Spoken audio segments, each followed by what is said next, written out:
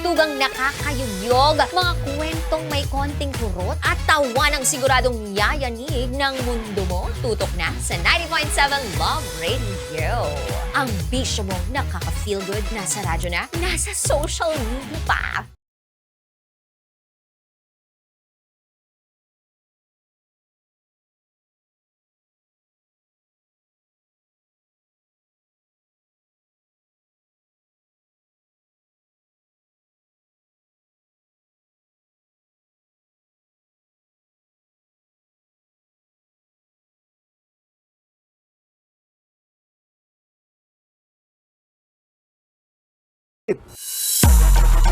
Hey! Tambala na!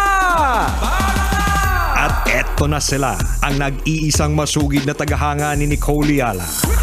Chris Chuper! Kasama ang nag-iisang die-hard fan ni Chris Chuper. Nicole Yala! Dear Nicole and Chris. Dear Nicole and Chris. Dear Nicole and Chris. Dear Nicole and Chris. Magandang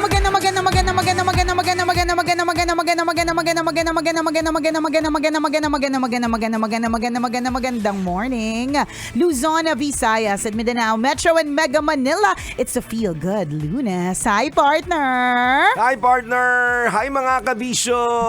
O, back to work na naman tayo! Correct! O, ang maganda, tayo po yan na survive ang weekend. Anong ibig sabihin na survive ang weekend? Kung ano man po yung mga pinuntahan, nakabalik kayo ng safe sa inyong bahay at ngayon ipapasok na sa opisina, papasok sa school o kung saan ka man papasok. Charot.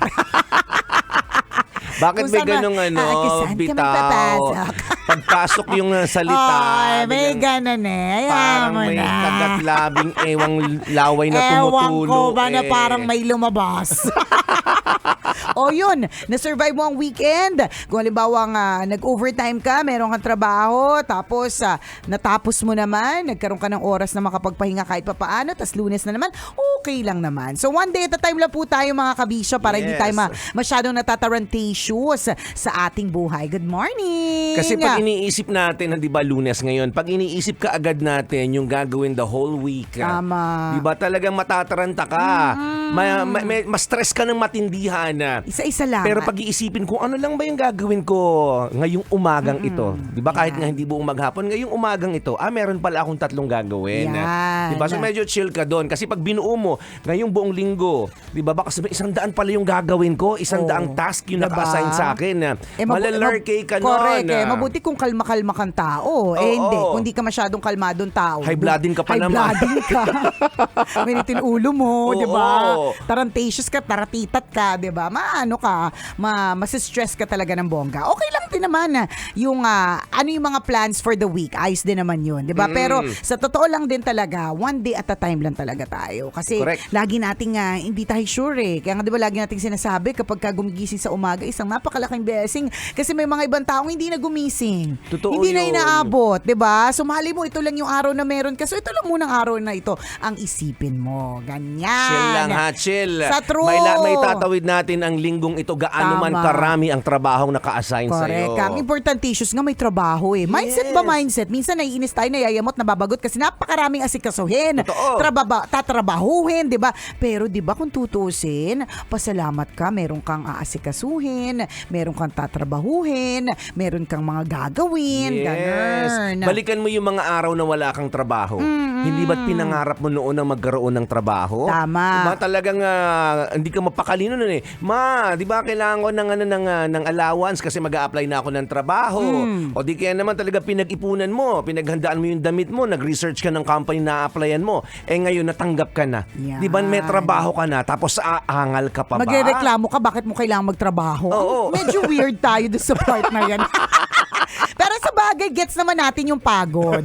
Kasi maski naman kami, 'di ba? Hindi naman po kami plastic, 'di ba? Na araw-araw ang saya po namin, 'di ba? May mga moments talaga nag-iisip kami hanggang kailan kami dadada, 'di ba? May mga moments na isip na Napagod ka talaga. Oo, na nakakapagod din talaga. It's but normal. Pero sana wag araw-arawin yung pagrereklamo. Oo, wag gawing bisyo. Correct. Kasi kung tutuusin, 'di ba? Pasalamat ka din. Meron ka ding trabaho. Yan. Tama. Meron tayo isang tambalanisa, yan ang medyo line of questioning. Nax. Sabi niya, Dear Nicole and Chris, tambalanisa niyo po ako since 2011. Alam niyo po, sa totoo lang, nag-iipon ako ng matindihan para mas maaga po ako mag-retire. Ano po ba ang dapat na age kung saan pwede mag-retire na ma-enjoy pa ang life? I'm targeting mga 45. Dapat ang dami ko ng ipon para retired na ako. Thank you, tambalan, and God bless. Ay, nako, sana all retired at Grabe, 45. no? Ilang taon na siya? Relax na. Hindi niya sinabi Wala. kung ilang taon siya, partner. Ako sa tingin ko, partner, ready na talaga ako mag-retire kung hanggang Friday lang yung buhay ko. Kung hanggang Friday lang aabutin yung buhay ko, I could say to myself right now, yung savings ko, pang-retire na siya. Kung ang buhay naming lahat ay hanggang Friday na lang. At saka, diba? siyempre, kung Lunes ngayon, 4 na araw na lang. Nanamnamin mo na yun. Proud talaga ako masasabi kung yung ipon ko pang-retire, kung hanggang Friday na lang ang buhay ko. Alam mo, wala namang, hindi naman para kami ang magsabi sa iyo niyan, di ba? Pero Yes. a lot of people, it really depends. Kung gusto mo talagang yung masasabi mong nag-enjoy ka na lang talaga and all, syempre dapat mga 45. Yung kasi kalakasan talaga yan, Totoo. katibayan, at kaya pang uminom na mga yan, di ba? Yung mga ganyang Kaya pang klase yan. gumala. Kaya pang gumala, yung mga ganon. So I would say that's a good target para mag-retire ka ng ganyang klaseng edad. Go, sana all, di ba? Ang Totoo. galing mo naman kung ganyan na sobrang tindi ng pag-iipon mo para makapag-retire na maaga. Very good ka rin naman sa May part na kakilala yan. ako, di ba na-mention natin to, all the konting lang naman, pasada ng mga nakaraang episode ng Tambalan, na meron akong kakilala, batchmate ko, partner, nag-retire talaga siya at the age of 44.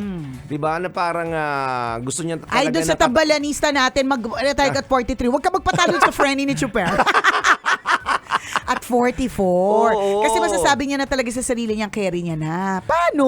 Actually, hindi naman, tinanong ko siya Sabi ko, nakapag-ipon ka na ba? Oo, Sabi ng niya, matindi. hindi naman, sakto lang. Sakto lang din yung amount na nakuha daw sa kumpanya. Ayaw niya lang na, siguro napagod siya na yung rat race na tinatawag. Oo, yung papasok, magtatrabaho, uuwi, papasok, uuwi, magtatrabaho, uuwi, ganon. So ngayon, yung funds na nakuha niya from Yung inipon niya. from the company. Or retirement na niya. Oo. Separation pay. Hindi ko alam ano ba tawag kasi wala Hindi pa ko sa alam utak namin Correct. yan Wala pa sa, hindi pa naman iniisip yan. Ang dami pa po namin gastusin. O kung ano man, retirement or separation pay or whatever. Oo, yun yung ginamit niya ngayon na para to sustain his Yung pangangailangan niya. May may pamilya. May pamilya. Oh. So ngayon parang nagbi-business lang. Maliliit na business lang sa on the side. Sa probinsya nila. Tapos enjoying life with his family. Yun yung ginagawa niya ngayon. Sabi ko, ang aga mo naman ginagawa. Oo. Hindi mo ba hinahanap ngayon yung corporate life correct. mo? Tsaka yung pagiging aligaga, tsaka yung Oo. routine na papasok na maaga, may magagawin. Sabi niya, no, I'm enjoying my life with my kids. Hinihatid ko sa school. Kasi kung babata pa ng mga anak mo. So, pakialam mo, sabi niya. Bakit ikaw ba magpapaaral? Ano decision ka sa amin? Dami mong opinion, Oo. di ba? Hindi ba kung iisipin mo, di ba? Oo. Kasi kami, mag-44 na kasi kami this year, di ba? Oo. So pero honestly, hindi pa yung ipon po namin, hindi po pang retire, di ba? Oo, Kaya oo. for somebody na kabatch natin, partner, na ready na talagang mag-retire, talagang nakakatuwa at Good for him. Tsaka baka din naman siguro, depende din sa personalidad na meron ka. Oo, pwede Kasi din baka yun. mamaya, alimbawa, yung mga taong magastos talaga, di ba may mga ganon, alam nilang hindi sila pwede mag-retire agad kasi magastos sila. Pero kung alimbawa, yung gusto niya na nakakonfine sa isang lugar, di ba, tanim-tanim ng gulay, masaya na sila sa ganon, hindi Oo. naghahanap ng mga iba, di ba? Ayaw na ng nakaka-stress na buhay. correct, di ba? Hindi kailangan laging lumalabas, hindi kailangan laging may gala, o di ba? Oo. Siguro nga posible talaga siya, 'di ba? Correct. Siguro para sa amin na hindi ganun yung lifestyle o hindi ganun ang personalidad, parang imposible pa. Ganyan. Totoo, Kanya-kanya. Oo nga, depende talaga. No? Maaaring meron din kasi siyang investment na hindi niya naman yan na-declare na while working. Oo, meron din siyang in-invest, Oo, o 'di ba? so Dapat ngayon, inusisa mo, partner. Ang tatanong ko nga, ano ba Usisain yung mga mo investment mamaya. mo sa buhay? Yan, Kasi ganon. saan ka kukuha ngayon ng Diba? ng mga bagay-bagay? Baka maaaring nakapag-set na siya ng educational Tama, plan. may ganun na siya. For his kids. O, di ba buti din naman kasi at least nakapag-prepare ng maaga. Di kaya nakapag-isip na mag-retire ng maaga. And then feeling ko okay naman siya. Good for him. Hindi. Bata pa, ang dami niya pang pwedeng gawin. Correct, Kung totoo. tutusin, pero para sa kanya, okay na nakapag-serve na siya ng maayos. Alam mo, maganda din naman yung mga ganun kasi at the end of it all, kapag ka nag-retire na tayo at yung retiring na age, kung ano man, 60 or Oo. 65, hindi ba't yun din naman yung gagawin natin? Magre-relax-relax. Ang gusto lang niya, as in mapaaga lang. Oo. 'Di ba? Mas i-enjoy niya na yung pagre-relax. Eh di, kanya-kanya naman talaga yan. Totoo yun. Depende sa goal mo. Kung feeling mo na-achieve mo na yung goal mo as manggagawa, Diba? di ba? As laborer, di ba? As a worker, di, sige, hanap ka na ng panibago ng panibago mong gagawin sa buhay. Pwede naman yun. Pero may mga tao naman at the age of 60, gustong-gusto na nung company na mag-retire ka na. Pero ayaw pa nung tao. Ayaw pa nung katawang lupa. Hindi, kaya ko pa magtrabaho. I am enjoying my work in this company, 'di ba? So pwede mong pwedeng ganun din yung mindset mo. Kasi kami dito may mga empleyado kaming majujonda na pero nandito pa rin. Oo. Kasi nag-e-enjoy sila Correct. sa ginagawa nila, 'di ba sa RH partner, mapansin mo. Madami. Oo. Correct.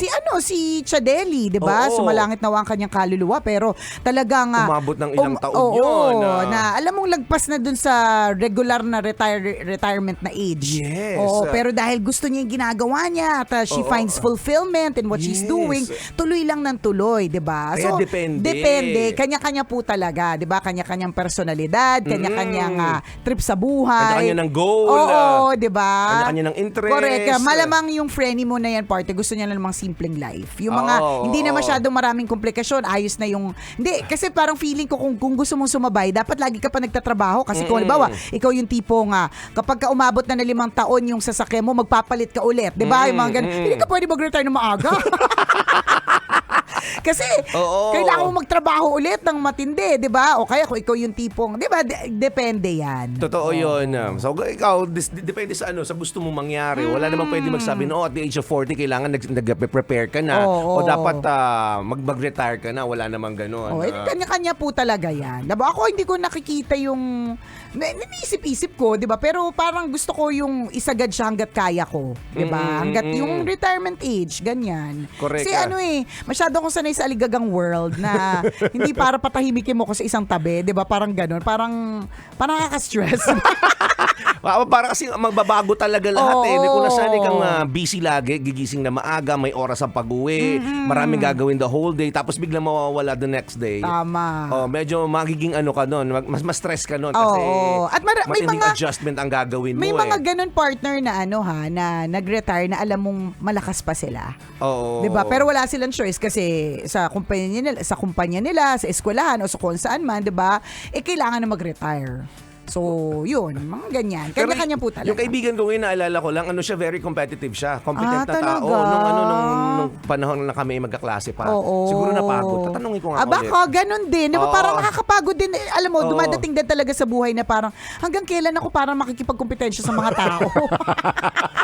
I want a peaceful Oo, life. correct. Totoo din naman. Baka ganun. Baka sa sobrang competitive niya, di ba? Yung sobrang... Napagod siya, Oo, napagod maaari. siya. Na parang, ano bang pinaglalaban ko? Kasi alam mo, minsan dumadating talaga sa ganyang punto eh. Yung kapag lalo pag napapagod ka, tatanungin mo yung sarili mo, ano ba itong pinaglalaban ko? Para sa lahat to. Correct. Para saan po ba talaga itong lahat ng ginagawa ko? Totoo. Diba? Ganon. Feeling ko ganun yung self-friend mo. Oo. Meron din naman akong kakilala. Dami kakilala, Oo, chinichismis. daming chika. Kaya tayo nawawalan ng tunay na kaibigan, partner. Chinichika natin sila sa radyo eh. Oh, Hindi, maaga din siya nag-retire kasi nakapag-ipon na siya and gusto niya nang magkaroon ng business. So umuwi ng... Hindi siya nag-retire talaga technically. Nag-retire lang siya sa corporate setup o Oo, sa office. oo, Pero nag-put up ng Oo. sariling business. But Correct. eventually, bumalik din sa corporate setup. Ah, May ganun din. may Nababago ganun kasi. din. Correct ka. Nababago po yung mindset ng tao.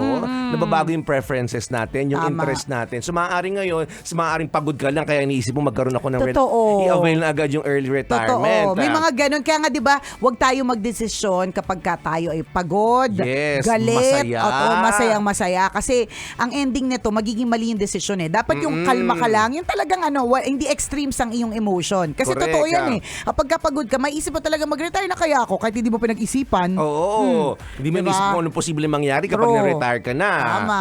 Yung mga ganon. Yung perfect yung ginawa yung perfect example yung ginawa nung kakilala ko. Diba? Nag-retire sa napakaganda ng posisyon niya sa ang taas-taas ng posisyon sa company. Tapos naisipang mag-business. Ngayon, napagod din kaka-business. Sabi niya, mas madali pa lang pumasok sa kumpanya kasi sisweldo ka. Oh. Di ba? Diba? Sa sweldo ka na sa sweldo. Kumbaga regular eh. Walang yung pagtanggap mo ng sweldo correct, eh. walang iisipin. Oo. Kumbaga parang malugi man o ano ang kumpanya, sweldo ka pa din, di ba? Oo, fixed yung sweldo Correct, mo. yung mga ganun. So bumalik din siya. Bumalik din. Ganun, hindi naman din natin masisisi. Ano sisihin natin, di ba? Ayan. Kung kasi alis Yeah, ka, oo, tapos correct. babalik ka. Ano to, isang malaking joke?